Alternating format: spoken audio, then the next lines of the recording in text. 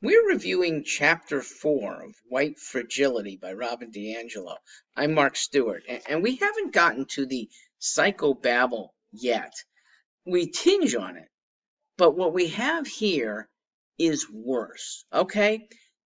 On page 55, the editors let her write that emotional and intellectual space is something that, quote, people of color lack these benefits because they are racialized within a culture of white supremacy, a culture in which they are seen as inferior. I have no idea what people see blacks modern day as inferior. Some might not like blacks. It's very rare nowadays too.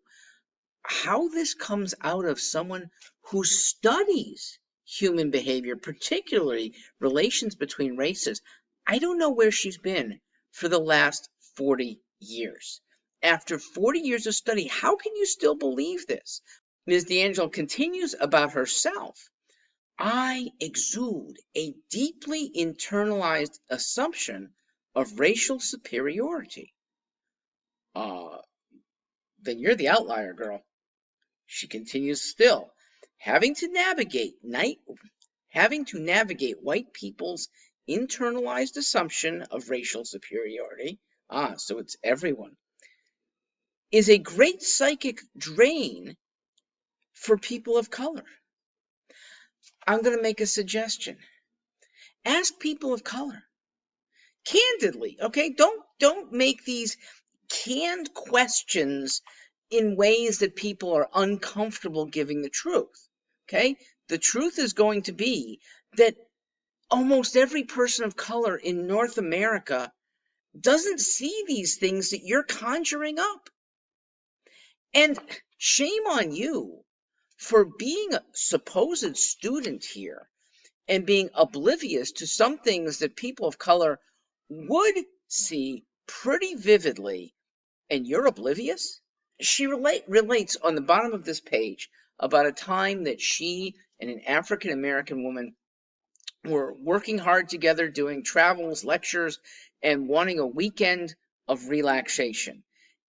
And our author says, I'm going to suggest that we go to rural Idaho.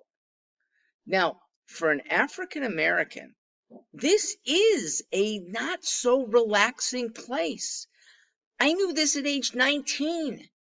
How a student of this can't empathize with some pockets where there really is still racial discrimination. In Hayden Lake, Idaho, not far from Coeur d'Alene, where they wanted to vacation, is an Aryan compound.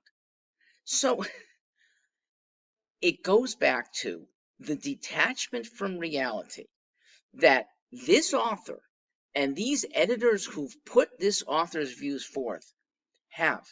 It's a disdain for the readers because we who live reality see it better than her, I think, are being spoken down to, and condescension is not what you want to treat your readers with. I'm Mark Stewart. More to come.